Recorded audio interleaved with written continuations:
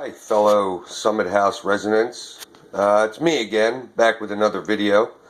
Sorry for the delay, I just had a busy couple weeks and was waiting to hear some things from the Summit House Management Office and Resident Council. Let me just clarify why I am doing this. During the summer I was fined by the Resident Council for a clogged condensate line. Which turns out that my condensate line wasn't clogged.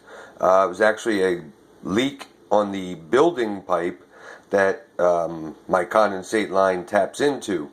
The previous repair to an old joint on the building pipe was done with duct tape and putty, so one can lead you to believe you know who did that repair.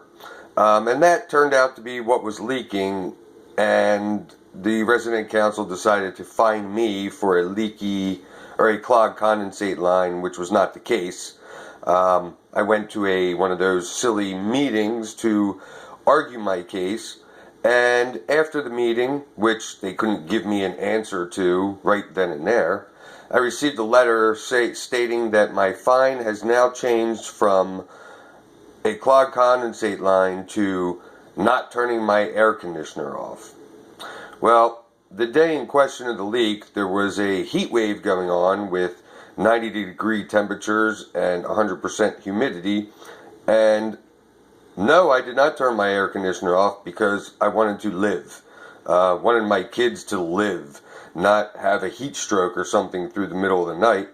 And seeing it was a building pipe, I didn't know it was leaking, and I ended up making the repair on the pipe because you know who pointed at it and said, "I can't fix that," which is the common theme around here.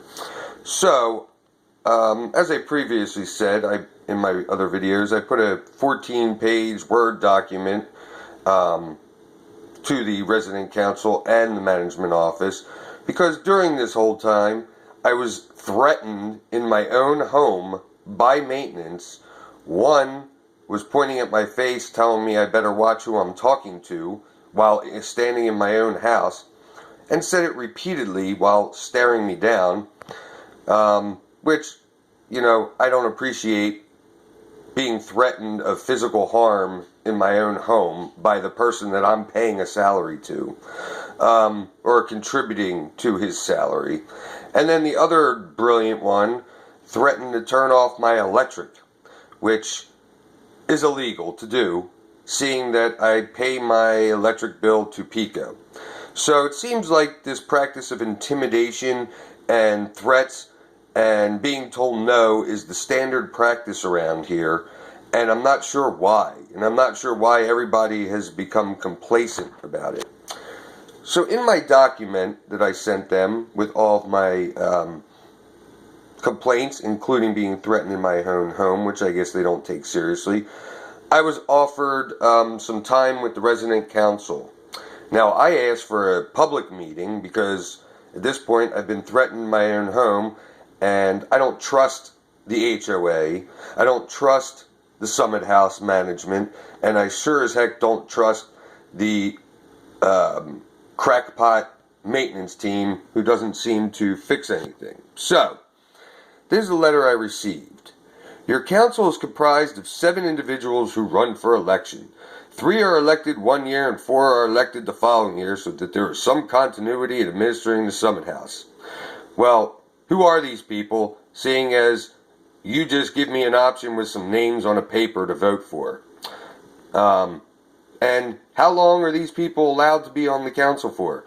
Shouldn't there be maximum time somebody can be on the council? Term limits? So when new people come in, the individuals that have lived here since the place began isn't not running the show all the time. Other people have great ideas, and other people don't want a puppet sitting in the Summit House office. But here's the answer. They are homeowners just like you. They have jobs. They are committed to volunteer work on behalf of their community and yours. There is not anyone who is serving who is hostile and confrontational. Your maintenance people are. And you are, seeing as you tell everybody no, and the consensus around here is that you are a miserable woman who would want to make anyone in the community uncomfortable. The council is only required to hold one open meeting per year. Well, that's a problem. They have business meetings on a monthly basis and sometimes much more frequently. Their monthly agendas can include meetings with individuals. This month, as an example, they are meeting with applicants to serve on the Complaint Arbitration Board. Funny they mention boards, because if you look in the Summit House rulebook, there's about 9 boards. Never heard of any of them meeting. One includes teens and kids, and when does that meet? To discuss why the parks look like the way they do and why there's no kids playing at the park. But, oh well. Now this is funny. They are not required to have all the answers all the time. As an example, some suggestions are sent to a committee to review and make recommendations. As a further example, when you inquired about landscaping, I had asked what you'd have in mind to change. Had you answered that you'd like to make a change on the common property, you'd have been asked to complete a form for the request, and it would have been sent to the Architectural Committee for their review, which will probably say no. They've been active this year, as they've had 4 more requests to review this spring and summer. Wow, they've had 4 requests. They're so busy. Not to mention, I didn't want to make a change on the common property. I asked you to address the jungle that was outside, which was overgrown, weeds, and you never put mulch down this year. So that's what I wanted to change. That I didn't want to walk out of my house and stare at a jungle, you nitwit. If you truly want an open meeting with the entire membership of the community to address yours and neighbors' requests, instead of meeting with the council yourself, there are requirements in the governing documents of the community that must be followed in order to do so. Well, funny, the HOA isn't following the requirements or the governing documents. Where are all the 9 committees that we're supposed to have? I'm sure I could pick apart the rest of the book too. Please review the Code of Regulations and Declaration to follow the guidelines as set forth in them. Don't you think that it would be best to give the council an opportunity to meet with you to discuss at least some of your concerns before involving the entire membership? No. I was threatened in my own home. I was threatened to have my electric turned off. I see my money going nowhere. I see this place falling apart. I see rotted wood everywhere. I see handrails that are bent in every direction. I see a baby pool that was drained because the lifeguard wasn't doing their job. This is the best one. The 9 p.m., so they offered me a meeting with them.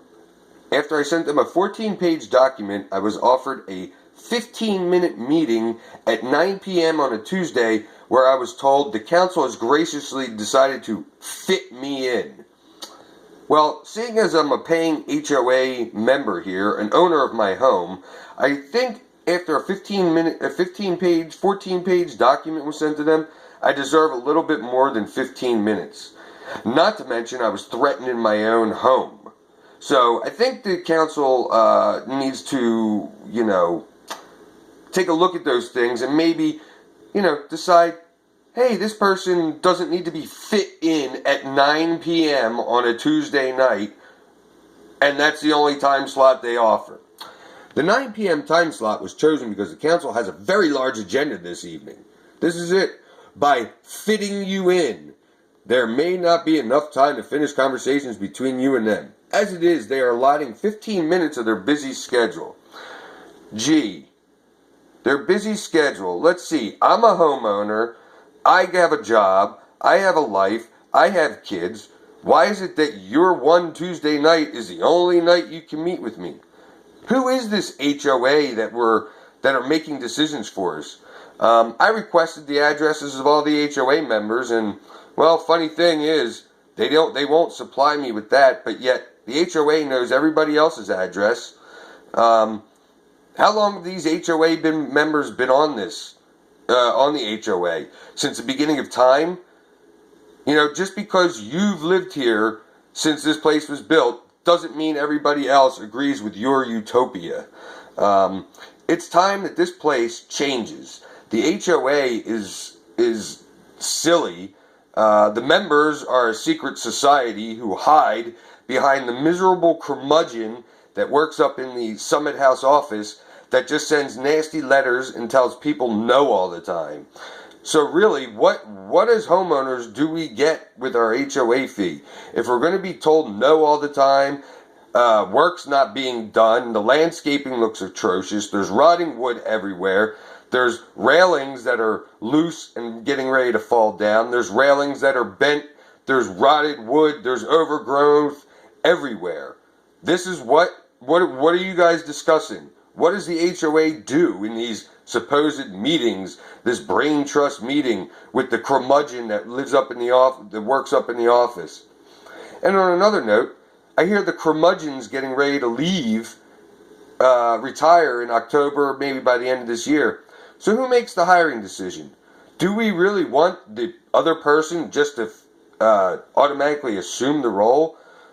Is that person going to turn into another miserable curmudgeon that tells everybody no and sends threatening letters? It's time, people. It's time the people in this community stand up for what they're paying for. $250, I'm not seeing it. I'm making another video later today where I've got some budget numbers, and I'm appalled to see that we pay $300,000 a year in salary for 5 individuals. If you do the math, that means each one of them averages $60,000. I'm sure some of you in here, like myself, don't make $60,000, yet the people making $60,000 are our maintenance people and the miserable people up in the office that just tell us no. $300,000 for what? I'll rant about that in my next video. For this one, I'm out. Have a good one.